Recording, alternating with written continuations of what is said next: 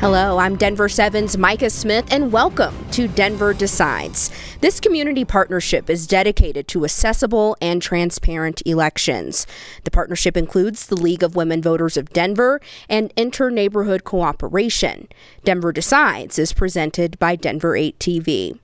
Our goal today is to present a ballot issue forum as we gear up for the election on Tuesday, November 8th. Among the decision items for voters on this year's ballot is Initiated Ordinance number 307, which asks Denver voters if property owners should be charged a fee for the construction and maintenance of sidewalks citywide. Our format for this forum will follow a basic debate outline with opening and closing statements, dialogue between the speakers, and will include responses to questions submitted by the forum organizers. Let's begin by meeting the participants who will present and discuss the pros and cons of Initiated Ordinance number 307. Beginning at my right is Jonathan Pira, a Denver resident who resides in Council District 3 in West Denver. And Mr. Pira will be speaking for the ordinance question. And on my left is Denver City Council member Kevin Flynn, who represents Southwest Denver's District 2. Mr. Flynn will be speaking against the ordinance. Welcome to both of you. Thank you. We will begin with 1 minute and 30-second opening statements from both speakers. And as you can see, your speaker timers are right out in front of both of you. And the timer will start counting down when you have a minute left. So, Mr. Pira, you're up first speaking for Initiated Ordinance number 307, and you have a minute and a half. Great. Thank you. Any Denver resident can tell you our sidewalks are in disrepair. Nearly half of Denver streets have missing or substandard sidewalks, with most of these in low-income neighborhoods.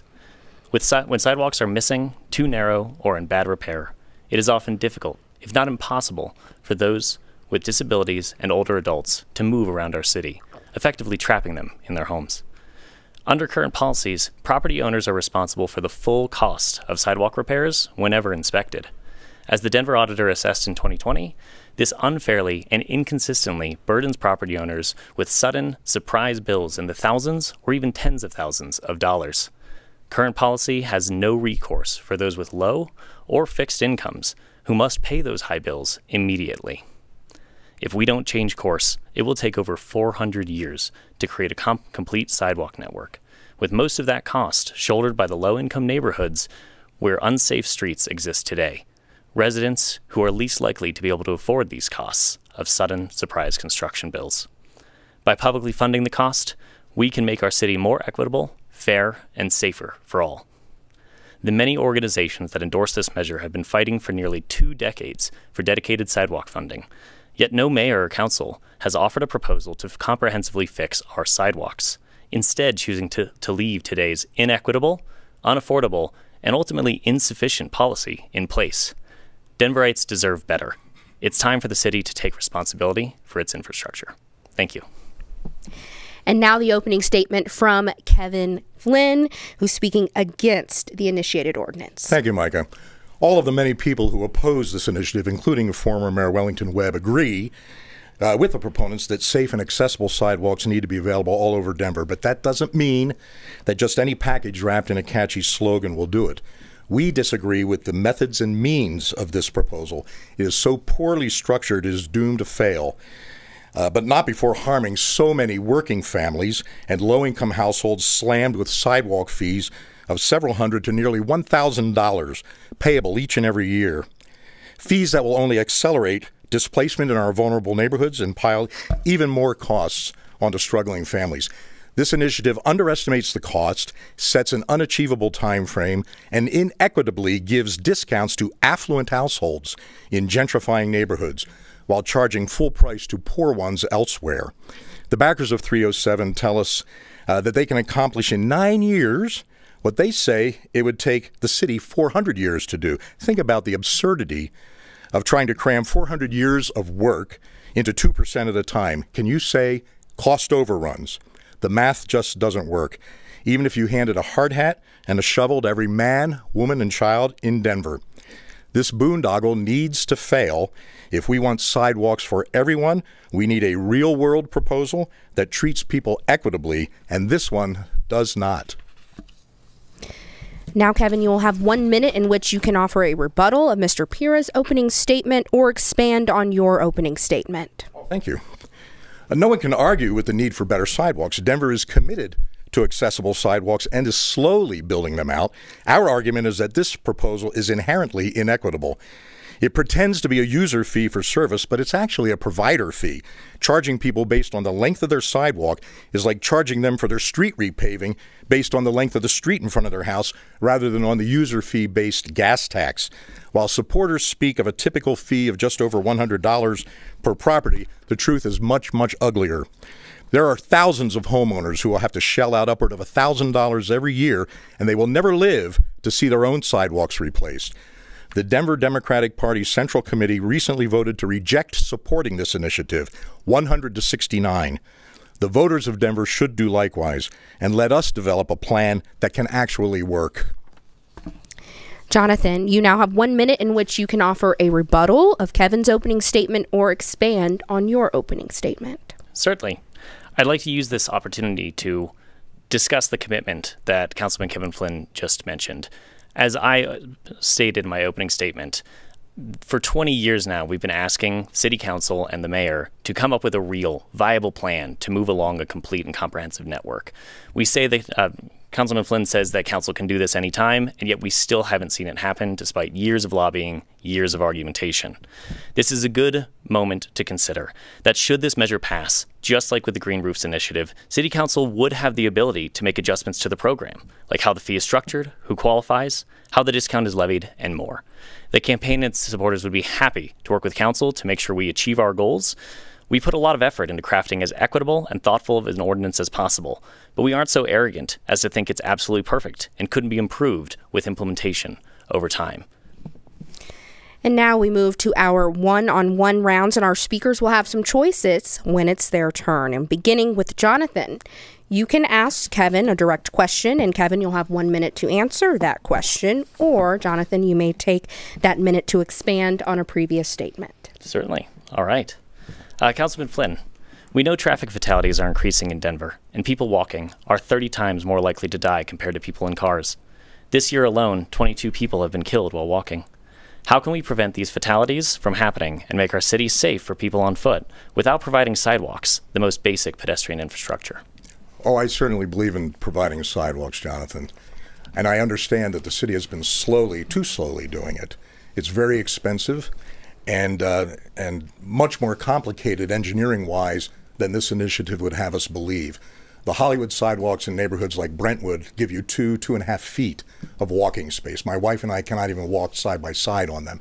They have to be improved. This initiative cannot do it for the fee that's charged and the time frame that is indicated. Mm-hmm. So yes, we should provide those sidewalks. We should be more intentional. And in fact, when you mention that the council hasn't done it and you wanted to see it happen more quickly, I wish that the proponents had come to DOTI, the Department of Transportation and Infrastructure, and talked about your proposal and tried to fit it within the processes and the capacity of the city to do this work, instead of just putting it on the table, written in stone for the voters, and then expecting us to fix it like the Green Roofs disaster of a couple of years ago. Mm-hmm. And now, Kevin, you can ask Jonathan a direct question. And Jonathan, you'll have 1 minute to answer that question.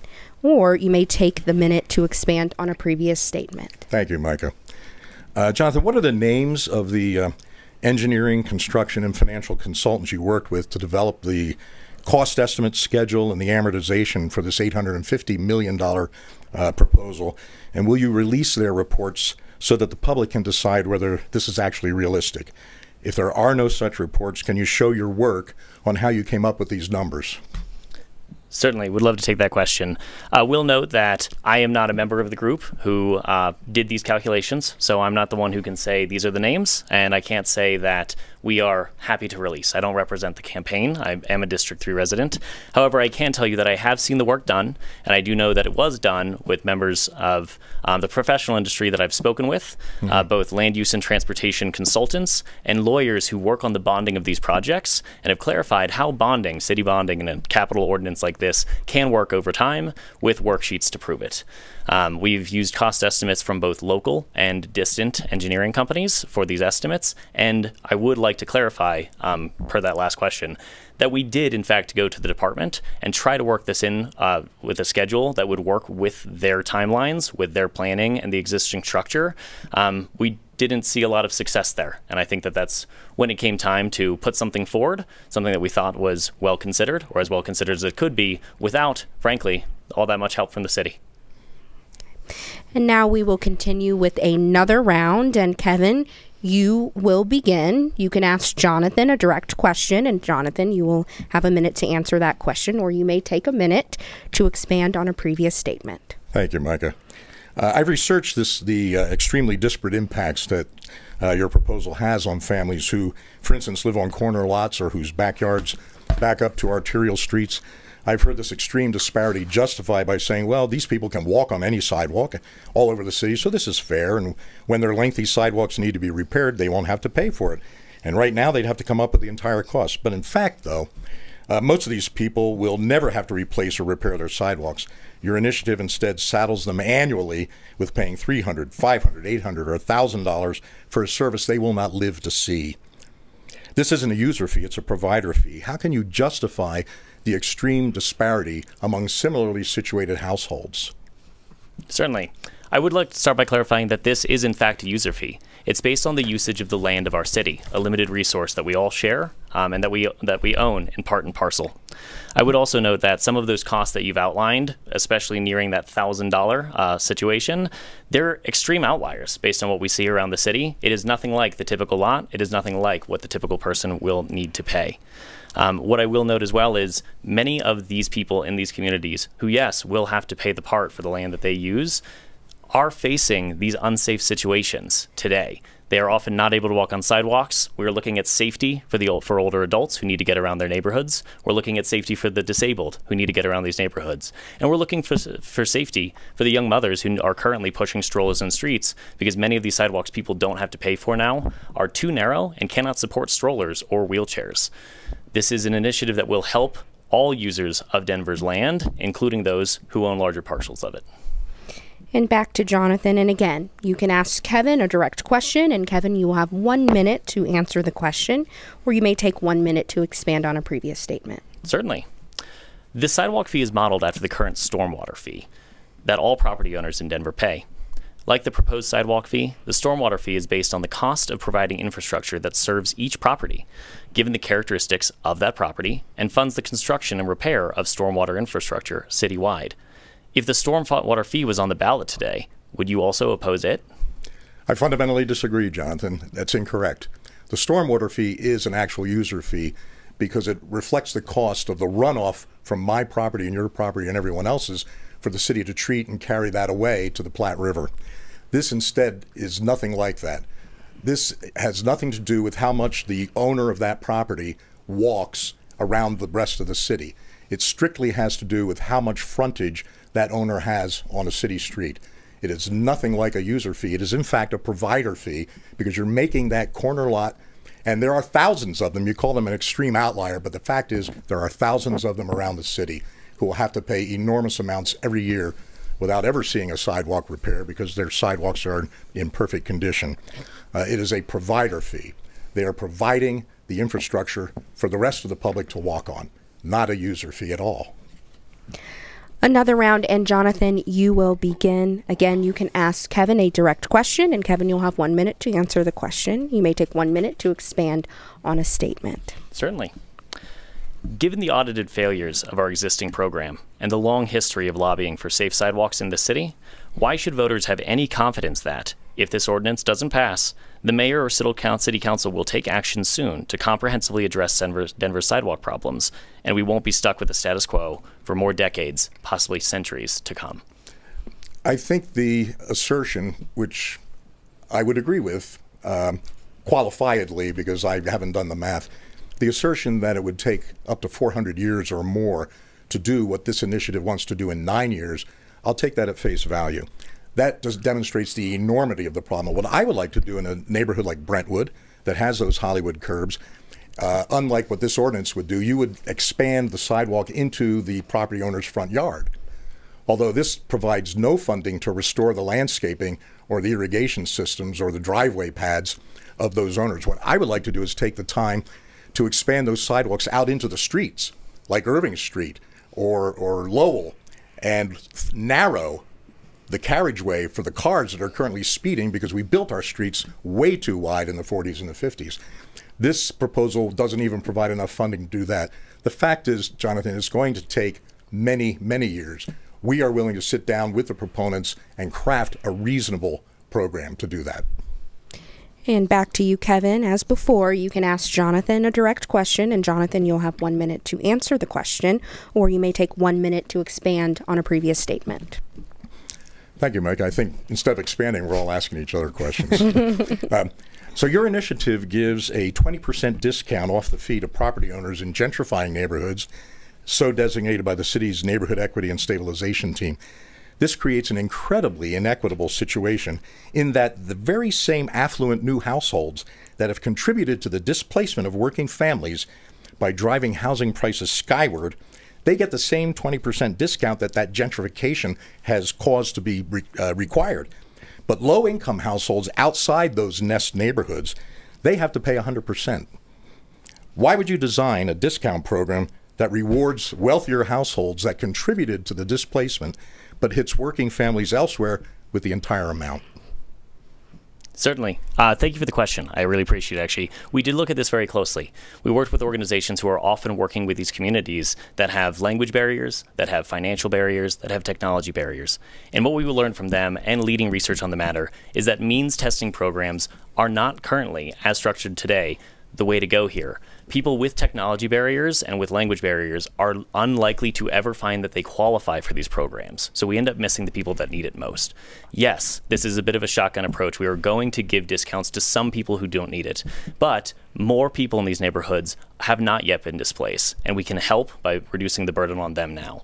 I would note that I would love to see a program from the city where application to live or other means testing programs would automatically qualify you for other elements. In speaking with the city attorney's office, we've learned that the current consideration is that agencies cannot share that PHI, personal information, across organizations, right. So we could not pursue a program like that. I would actually love to do so, frankly. Right. Yeah. All right. Okay.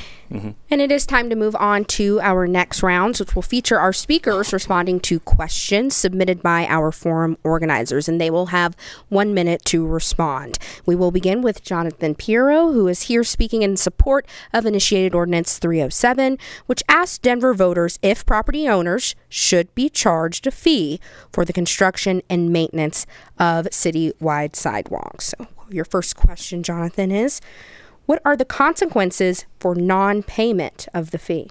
Certainly. So there are a few elements of recourse, and this is actually a great time to introduce. For those who have some concern about the fee, do feel that they are in low or fixed income and have an inability to pay, this ordinance does allow them to defer the fee, the payment of that fee, until the time of sale of the property. As we know, Denver housing prices have gone up for many years, a lot of equity in a lot of people's homes. We are able to delay that fee payment until a later time. If for some reason we think that that's not going to work, even though that can push the fee many, many years, even decades down the road, theoretically, the city could put a lien on the property. But as our own department that we spoke to about this ordinance with mentioned, that's always the city's last resort. And even when a lien occurs, actual, taking of a home is truly the last resort. They work out payment plans, they work out other items. This deferment was a key element of this ordinance because we were trying to avoid any displacement. We were trying to avoid liens on homes. We were trying to help fixed and low-income families. All right. And now Kevin Flynn, who is here speaking against Initiated Ordinance number 307. Here is your first question. Do you feel the status quo on sidewalk repair is adequate? Was that it? Okay, I didn't mean to cut you off. Absolutely not. I agree fully that we need to step it up. We need to do a lot more. I wish that the proponents had worked with us because it's a lot more expensive than, and the answer to that last question demonstrates that, if enough property owners defer their fee to their equity when they cash out, then that puts a big hole in the financing plan for this $850 million that they want to borrow, which won't be sufficient, by the way. In my district in Marley, I finally convinced, after about 4 years of lobbying Dottie, I finally convinced them to put sidewalks on Hazel Court and Iowa Avenue, where none have existed, the gravel shoulders. They are 3 years in conception to construction. They are at 60% design, and the cost estimate right now is $4.6 million for 1,900 feet of sidewalk, because in those neighborhoods you also have to install drainage systems. It's going to take a lot more work than is imagined here. And our next question from our organizers is for you, Kevin. You'll respond first, and you have 1 minute to answer. How do you see the sidewalks that are non-ADA compliant being repaired at a greater pace under the current system? Money, a lot more money. General fund money, general fund allocations perhaps. As I said in response to an earlier question, my desire would be that when we widen these inadequate sidewalks, we widen them out into the street to narrow the streets that are conducive to speeding, that invite speeding. That's the top complaint most council offices get, is speeding in the neighborhoods. Instead of pushing them into homeowners' front yards and incurring those expenses, I think it's a huge wasted opportunity. That is going to be much costlier, by the way, than just putting them into people's yards, because pushing the curb line out into the street will require regrading, maybe doing a different cross section of that street for drainage. Much, much more expensive, but it's the right thing to do. It's going to take more than 9 years. It's probably going to take more than 20 years, but we can do it in less than, I'm sure we can do it in less than 400. Right. And now, Jonathan, your next question. How many sidewalks will the additional service charge repair or replace in the first year? It's a good question. First year, actually, a very limited number. Under the construction of the ordinance, time is given and flexibility is given to the department to figure out how to best approach this. We have tiered priority based on existing city plans. We will say the most unsafe streets, the missing sidewalks, especially near prime destinations like schools and parks, will be fixed first. We also give the department a lot of leeway. In contrast to the point made earlier, this ordinance explicitly allows, gives the department flexibility to determine what's feasible in situations with landscaping. We could build or widen the sidewalk into the street versus the property, and it would, in fact, cover any costs required as part of the sidewalk construction, like changes to landscaping. So with all that in mind, we do want to use economies of scale here. This will be large, big purchase orders, big bids, big contracting. In the first year, I actually think remarkably little will get done as we prepare to make big progress in years 2 through 9. And that brings us to the end of our Q&A segment, and we move now to closing statements. Each speaker will have 1.5 minutes for closing statements, and we will reverse the order of the opening statements, which means we will begin with Kevin Flynn. Kevin, you have 90 seconds for your closing statement. Thank you, Mike, and thank you for the opportunity. Thank you, Jonathan. Every time you turn around in this city lately, you find new fees and charges that make it harder and harder to afford to live here. This new sidewalk fee is harsher than most because of the extreme disparity in how it charges households of similar means. I walked into the Bear Valley King Supers last week when I was stopped by an 85-year-old Latino fellow whose property I had included in my research. If 307 passes, he and his 84-year-old wife will have to come up with an additional $832 a year, effectively a 50% increase in his current property taxes. Yet his sidewalks are in perfect condition. Meanwhile, his neighbor across the street and one door down would pay $191, less than 1/4 his amount. Why? Well, in large part because Sheridan Boulevard is behind his backyard fence. Manuel begged me to do what I can do to find a better way. And that's why I'm here opposing 307. Those of us who have concluded it is poorly drafted and will incur huge cost overruns and delays don't disagree with the end goal of accessible sidewalks citywide. We do disagree with the methods and means that 307 mandates. You can't compress what currently would take 400 years to complete into 9 years based on a back-of-the-napkin math.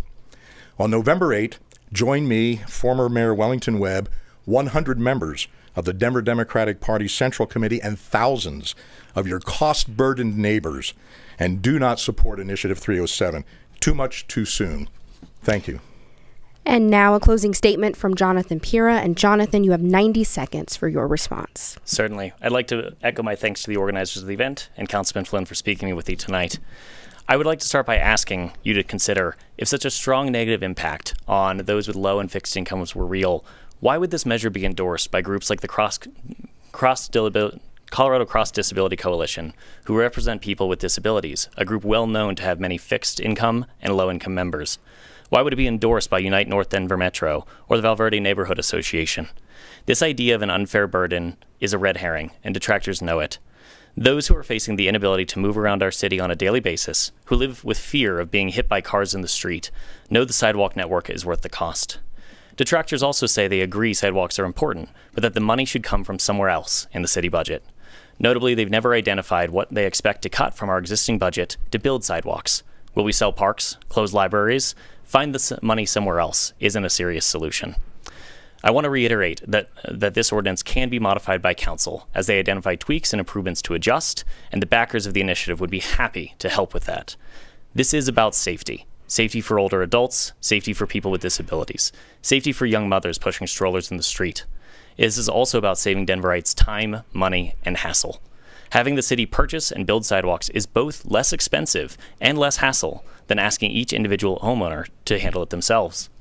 This ordinance will help right the wrongs of the past by ensuring the burden of paying for fixing sidewalks doesn't fall only on the shoulders of the neighborhoods we've never invested in to begin with, and that we allowed sidewalks to fall apart in. Please join me in voting yes on Measure 307. Thank you. And on behalf of the forum organizers, I'd like to thank both of you for your participation in this forum. Our thanks also to the Denver Decides partners, which include Inter-Neighborhood Cooperation and the League of Women Voters of Denver. Denver Decides is presented by Denver 8 TV. We hope we have given you a fair look at the pro and con arguments for initiated Ordinance 307. Remember, Election Day is Tuesday, November 8th. Let your voice be heard. Be sure you are registered, and be sure and vote. For complete election information online, go to www.denverdecides.org. I'm Micah Smith from Denver 7. Thanks for joining us.